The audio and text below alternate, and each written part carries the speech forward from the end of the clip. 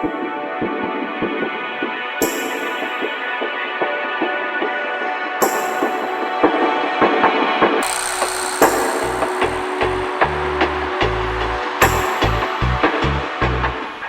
tout le monde, c'est Riri Le Shine pour une nouvelle vidéo. Aujourd'hui, on va à la rencontre d'Anaïs, qui est ma cousine et qui porte des locks depuis 6 ans. Je me suis intéressée à la comparaison entre locks et afro. C'est vrai que beaucoup de personnes hésitent, ne savent pas si elles veulent des locks, si elles veulent plutôt porter leur afro naturel. Et voilà, et il n'y a pas énormément d'informations en ce qui concerne les locks. Donc je me suis dit pourquoi ne pas aller directement demander à quelqu'un qui a le vécu, qui a l'expérience. Donc voilà, ce qu'on va faire, c'est qu'on va regarder l'interview ensemble. De temps en temps, je vais commenter, dire ce que j'en pense. Et n'hésitez pas à me mettre en dessous vos commentaires, vos questions, ce que vous pensez. Si vous avez des locks, n'hésitez pas à parler de votre expérience. Bref, donnez votre avis. Allez, on regarde ça ensemble. Alors, bonjour Anaïs, ça va? Oui, ça va, ça va. Bien? Alors, depuis combien de temps est-ce que tu portes des locks? Alors, je les ai depuis 6 ans et demi. Et j'ai commencé ici sur cheveux afro. D'accord. Ouais. Et pourquoi est-ce que tu as décidé de faire des locks? Alors, au départ, c'était pour avoir de longs cheveux. Pour avoir de longs cheveux, je voulais avoir des longs cheveux sans mettre de perruque ou de tissage ou autre. Je suivais des gens sur YouTube ou autre et j'aimais vraiment. Ok, donc du coup, quel était ton rapport avec tes cheveux avant les locks? Avant les locks, je crois que ça faisait 4 ou 5 ans que j'avais les cheveux naturels. Avant, j'avais fait du défrisage, peut-être 2 ou 3 ans. Mais pareil, je crois qu'un brushing trop appuyé ou autre avait commencé à les faire tomber. Du coup, j'ai fait la transition. Ensuite, ce qu'on n'appelait pas ça à l'époque le big shop, mais j'ai tout coupé. Pas très court, mais voilà. Et je suis restée donc en mode vraiment afro, puisqu'à l'époque, on faisait pas trop de choses. Enfin, à l'époque, c'est pas si vieux que ça. Mais j'étais tout le temps en afro. J'étais tout le temps en afro jusqu'à ce que j'arrive ici. Pendant 1 an, j'étais encore en afro et je m'occupais de mes cheveux. J'avais mon spray. Je faisais des mix mayonnaise, avocat, œufs, crème fraîche. Bon, pas tout mélanger en même temps, mais je faisais aussi mes produits moi-même. Voilà, pour m'occuper de mes cheveux. Ok, donc t'as quand même background, entre guillemets, afro. Ouais, voilà. Et ça te manque? Ça me manque, en ce moment, ouais. Ça me manque parce qu'on peut pas faire la même chose avec les locks et surtout que maintenant beaucoup plus de personnes vont se mettre au naturel et donc il y a des coiffures, il y a énormément de choses que je vois que je n'ai pas fait quand j'avais les cheveux libres et que j'aimerais faire maintenant. Mais je me dis non, c'est pour l'instant, c'est les locks, mais je pense que dans quelques années, je retournerai parce que ça me manque un petit peu. D'accord. Et du coup, c'était à refaire aujourd'hui. Si tu devais prendre la décision aujourd'hui, tu penses que tu aurais fait des locks? Oui, clairement. J'ai même regretté de ne pas l'avoir fait plus tôt. Et est-ce que tu dirais que ton opinion sur les locks a évolué en 6 ans? Même l'opinion de ta famille, enfin l'opinion des gens en général. Qu'est-ce que tu pensais avant que tu ne penses plus aujourd'hui? Qu'est-ce que moi je pensais avant des locks? C'est faux de croire que quand on fait des locks, on ne s'occupe pas de ses cheveux. Donc déjà c'est ça. Donc ça reste quand même des cheveux, c'est vivant, donc il faut s'en occuper. Ça, c'est un exemple typique de ce que je savais pas. Je savais pas que quand tu avais des locks, tu devais faire des soins, tu devais y faire super attention.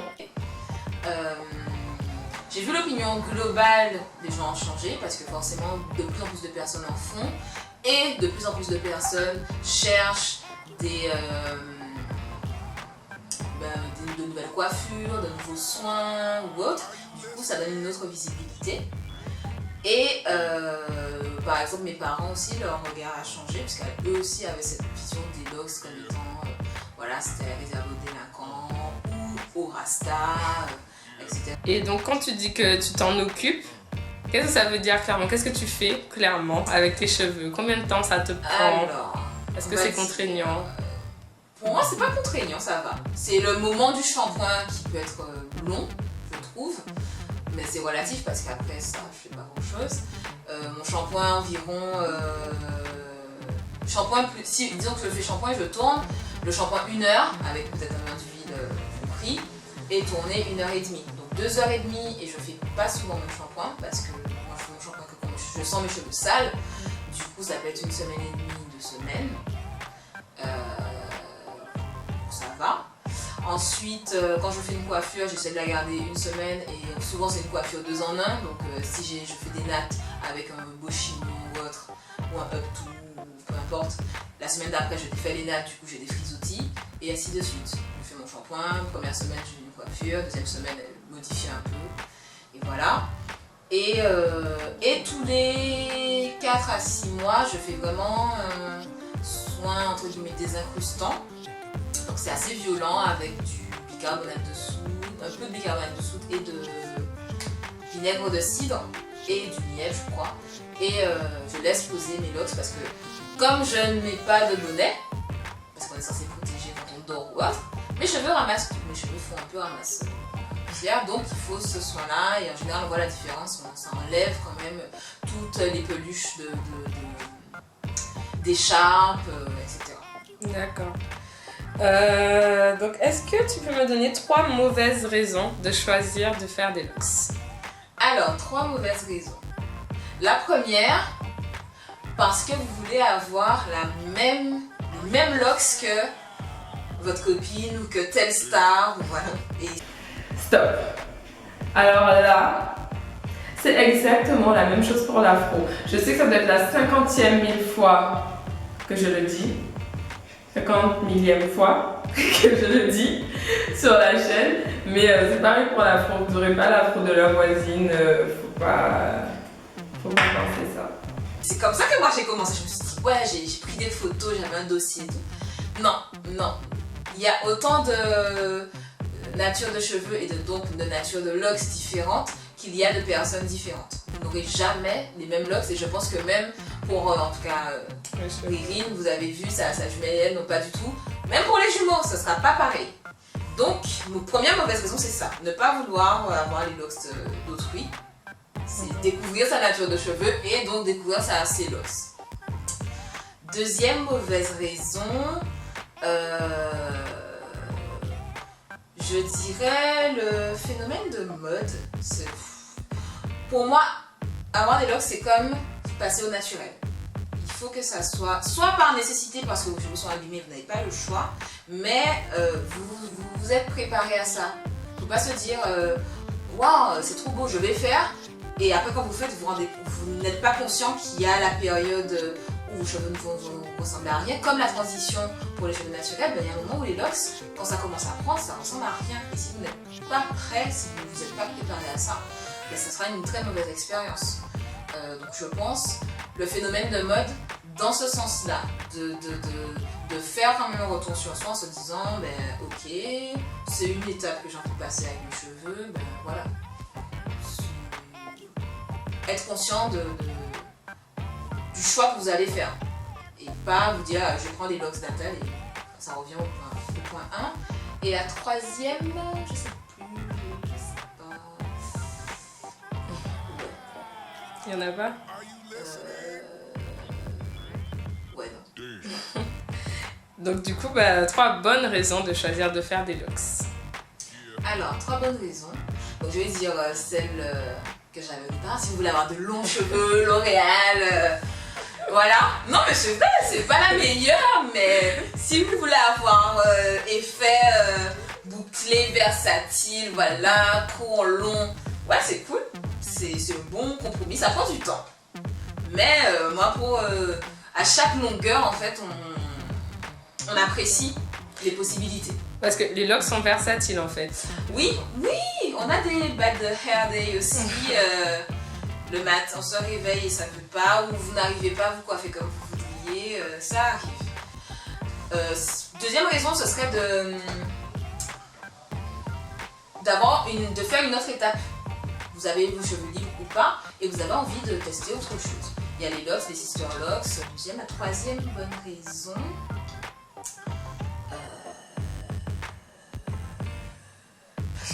kiffez les locks, hein. Vous kiffez ça. Oui, je reviens aussi sur ce que je dis. Vous avez vu ça et vous avez envie de voir ça, ce que ça donnerait chez vous, avec vos cheveux. Pourquoi pas? Pourquoi pas D'accord. Et est-ce que tu penses que les locks sont plus ou moins acceptés dans la société occidentale? Parce qu'à l'heure où je fais l'interview, on est en métropole. Et je sais pas si on peut dire ton métier, mais est-ce que tu penses que c'est plus ou moins accepté? Alors, je pense que ça dépend des corps de métier. Donc, moi, je travaille dans l'éducation nationale. Par rapport à l'afro, genre. Oui, par rapport à l'afro. Alors, ça, ouais, c'est très compliqué en fait, parce que je pense qu'au niveau des locks uniquement, ça dépend des corps de métier. Moi, je suis dans l'éducation nationale, j'ai aucun problème.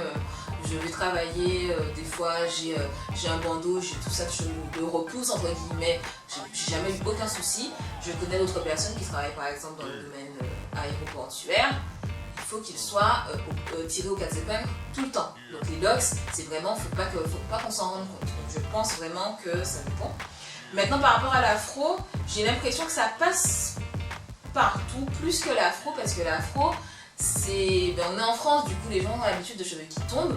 L'afro, ça peut être aérien, on fait des coiffures totalement hors du commun pour les gens qui vivent ici. Donc ça attire beaucoup plus l'attention. Et voilà, là je suis complètement d'accord avec elle. En France, en métropole, on est habitué aux cheveux qui tombent, les locks tombent. En tout cas, au bout d'un certain moment, les locks, ça tombe. Hein. L'afro, il n'y a qu'à voir aujourd'hui. Voilà, on va comparer aujourd'hui. Sur la vidéo, Anaïs qui a ses locks lâchés, moi qui ai mes cheveux lâchés. Je n'ai absolument rien fait pour que ça...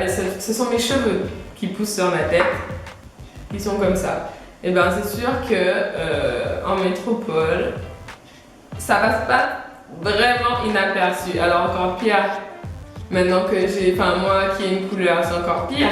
Même pour des cheveux non colorés complètement noirs, voilà, sortir comme ça passe pas inaperçu, pas aussi inaperçu que les locks en tout cas. Souvent on a cru, mes collègues par exemple pensaient que j'avais des petites nattes. Et si un jour je dis non, ce sont des locks, ils sont tellement habitués aux locks de Bob Marley, qui sont quand même assez imposantes, que de cette taille-là, on s'en rend pas compte. Et puis moi, je fais beaucoup de coiffures, donc il n'y a jamais...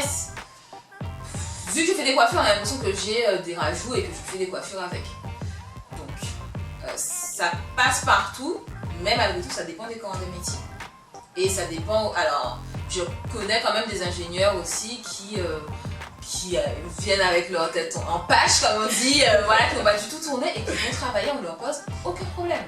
Donc, ça va. Maintenant, moi, je fais je relativise parce qu'aux Antilles, malgré que ça soit beaucoup plus commun, il faut quand même que ça soit tiré aux 4 épingles. De base, aux Antilles, on a l'habitude d'avoir un rapport à la coiffure qui est très, très affûté. Tout le monde s'est coiffé quasiment, on a de belles coiffures et tout. Donc du coup, avec les locks, ça devient pire. Tout le monde, enfin j'ai été en vacances il n'y a pas très longtemps, toutes les personnes qui ont des locks sont tirées aux 4 épingles. Et par exemple, moi ça ne me correspond pas. J'ai pas envie, parce que ça affine mes locks, j'ai pas envie de les tourner tout le temps, j'ai pas envie de les tirer parce que ça les casse ou parce que j'ai mal au crâne après. Et en général, oui, moi j'ai constaté que soit les gens ont des cheveux qui ondulent, donc du coup ça ne se voit pas, mais quelqu'un avec, moi je sais que j'ai des cheveux avec 3C ou 4C, très crépus, donc du coup quand je ne tourne pas ça se voit. Ça passe pas. Ça passe pas. Ça passe difficilement. Pas. Voilà. Donc ça avance, mais ça avance petit à petit et avec plusieurs directions. D'accord. Et sur une échelle de 1 à 10, 1 étant très mauvais et 10 étant très bon, comment est-ce que tu évaluerais la présence d'informations en ce qui concerne les locks, les soins, puisque je pense que tu vois quand même que en ce qui concerne les cheveux afro, on est submergé d'informations, parfois c'est trop. Mais comment est-ce que tu évaluerais la présence d'informations en ce qui concerne les locks? Alors moi je mettrais 2 ou 3 parce que... mauvais quoi. Voilà, il n'y a pas d'informations. Alors là, elle a dit deux.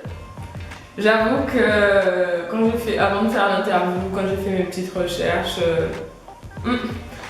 on va pas se mentir, en ce qui concerne les cheveux afro, vous tapez n'importe quoi sur YouTube, sur Google, sur Facebook, vous aurez de l'information. Et j'ai souvent des messages comme quoi il y a trop d'informations, les gens ne savent pas où donner de la tête. Il y a tellement d'informations que maintenant il y en a trop. En ce qui concerne les cheveux afro, si vous décidez de partir sur une aventure capillaire avec votre afro, vous n'aurez pas de problème d'information. Même si vous parlez que français, vous n'aurez pas nécessairement à aller suivre des youtubeuses anglophones. Les informations sont là. Je considère, moi quand j'ai commencé mes locks, c'est soit j'avais des youtubeuses américaines, Jessica Light et Brown Goddess, et une youtubeuse guadeloupéenne, c'est Milidé, qui avait des locks à l'époque et qui montrait des tutoriels, maquillage et tout, mais c'était tout. C'était vraiment tout. Et après, je m'inspirais juste de ce que je savais sur les cheveux afro pour adapter mes soins et puis voir qu'il y avait quelques produits. Mais vraiment, au niveau des locks, il n'y a pas beaucoup. Il y a de plus en plus par contre de coiffeurs, oui, ça c'est clair que ça va. Mais en termes de conseils, je dis vraiment l'équivalent cheveux afro et cheveux loxés. Même juste youtubeur, quasiment pas. Alors, après peut-être que ça fait un truc. J'en connais pas non plus. Mais, ou alors américaine, voilà, je sais qu'il y en a beaucoup des États-Unis parce que je cherchais des coiffures et j'en trouvais beaucoup. Mais française, pas du tout. Et c'est maintenant, c'est cette année que j'ai commencé à voir vraiment au niveau des salons que les salons s'ouvrent, qu'ils cherchaient des modèles loxés pour pouvoir faire des concours de coiffure de loxés. Mais le cheveu crépus, ça avance de plus en plus et comme tu disais, beaucoup, enfin, il y a de plus en plus d'informations, voire trop, mais le cheveu loxé, un peu moins. Et ça fait que jusqu'à maintenant, beaucoup de personnes, des fois, font de mauvais choix en termes de produits ou en termes de... Enfin, sont un peu livrés à eux-mêmes, je dirais. Mais du coup, je vais rebondir sur ce que tu as dit. Du coup, est-ce que tu conseillerais à quelqu'un qui veut faire des locks d'appliquer les mêmes soins qu'on applique sur les cheveux afro, finalement? Pas du tout. Pas du tout. Justement, il y a une... alors, c'est une modèle loxée que je suis sur Facebook, un peu partout, qui s'appelle... j'ai oublié son nom. Mais elle a de très très très longues locks et elle a une frange. Je crois que tout le monde l'a déjà vu au moins une fois. J'ai déjà vu. Et donc du coup elle est végétarienne, etc. Et au niveau de ses locks, elle ne fait rien. Enfin je dis rien, mais le peu est... Le peu, elle a mis du... Le peu, elle a mis du bien, du meilleur. Vous avez compris? Mais dans le sens où, moins on en fait en termes de produits, mieux c'est. Moi, je sais que j'ai un spray, je fais mon shampoing, je fais un bain d'huile, pas tout le temps parce que j'ai déjà eu une mauvaise expérience. Les cheveux loxés gardent tous les produits, donc on ne peut pas faire mais on espace les masques comme on fait pour les cheveux libres. Moi, j'ai arrêté les masques. Parce que sur le coup, les cheveux ils vont être contents. 2 mois plus tard, ben, c'est là que vous allez voir que vos cheveux souhaitent du produit. Ah oui, quand même. Ceux qui 2 mettaient mois ça. plus tard. Ben, parce que, ouais, ça m'est arrivé une fois de faire des bains d'huile assez fréquemment. Bains d'huile complétés avec autre chose. Et toutes les fois où je faisais, après avoir rincé, aucun problème. Et oui, 2 mois plus tard, je fais mon shampoing et là je me rends compte que mes cheveux sont spongieux mais avec une texture bizarre et là c'était la catastrophe, j'ai dû faire au moins 3 shampoings, faire 2 soins désincrustants alors que normalement on n'en fait qu'un parce que l'huile ça sortait pas. Une autre fois j'ai voulu mettre un masque de Garnier qui va super bien avec mes cheveux, je fais le shampoing, on voit qu'il y en a encore, je fais un autre shampoing, il y en a encore, je fais un autre shampoing, il y en a encore. Donc voilà, non, franchement, les soins nourrissants, comme toi tu en parles, on peut en faire un, peut-être une fois comme ça, Les bains d'huile, pareil, attention à la quantité d'huile utilisée. Moi, c'est vraiment mon expérience personnelle. Mais à part ça, de manière journalière, c'est de l'eau, de l'huile, on hydrate, on nourrit, on scelle, donc on essaie d'avoir une huile légère, qui puisse sceller. Et puis voilà. D'accord, donc c'est plus simple en fait. De ce que je comprends. Il faut juste trouver, pareil, c'est toujours la quête de trouver son huile. Et pour finir, combien est-ce que tu dépenses mensuellement en produits capillaires? Alors, donc si on compte mon shampoing, qui me dure longtemps parce que j'achète une sorte de grand pot en pharmacie de je sais pas quelle marque, je regarde. Je pense... Allez, 4 €. 4 € par mois? Mon shampoing là, je sais que je l'ai depuis 4 ou 5 mois parce que j'ai investi, je l'ai acheté peut-être 14 ou 15 €, mais c'est un grand pot du mesure. Et à côté de ça, tous mes soins sortent de ma cuisine. Et l'huile de tournesol, on investit au fur et à mesure, on achète un grand pot d'huile de tournesol, d'huile d'olive et en soi, d'huile, je sais pas, il n'y a que l'huile de carapate, l'huile de ricin, voilà, que j'achète à l'extérieur. Mais dès que j'ai trouvé mes huiles, j'achète que ça. En ce qui me concerne, je pense dépenser 10 € à peu près, 10 € par mois, ouais. Or, j'achète un mois un ensemble de produits, sachant que j'en ai encore en stock. Je ne dépasse jamais 20 € de produits. Le maximum que j'ai dépensé, je pense, moi c'est une seule fois, c'était 17-18 € de produits. Oui, je suis étudiante, ok, je n'ai pas le budget. Donc, voilà.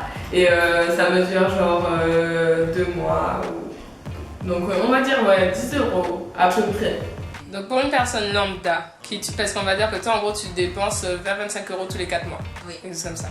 Et pour une personne lambda qui aimerait tester, par exemple, disons que si tu commençais tes locks aujourd'hui et que voilà, tu n'y connais rien, tu veux tester des gammes, et ouais, voilà, on va sans aller chez le coiffeur, parce que bon, je pense que sinon ça devient, voilà, ça monte à 3 chiffres, mais sans aller chez le coiffeur, si tu es une personne lambda qui ne connaît rien et qui teste des produits, par mois, combien est-ce que, sans être aguerri quoi?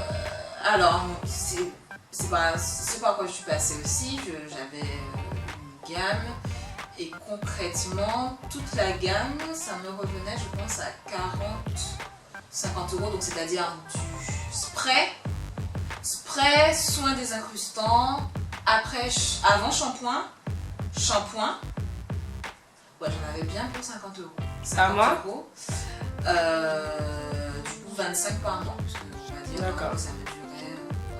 Mais je trouvais quand même que c'était beaucoup et que c'était aussi beaucoup de produits pour mes cheveux. Je trouvais que ça faisait trop. Donc trouver le bon compromis entre ce que vos cheveux veulent. Peut-être que les vôtres voudront plus de soins. Moi, juste le shampoing et un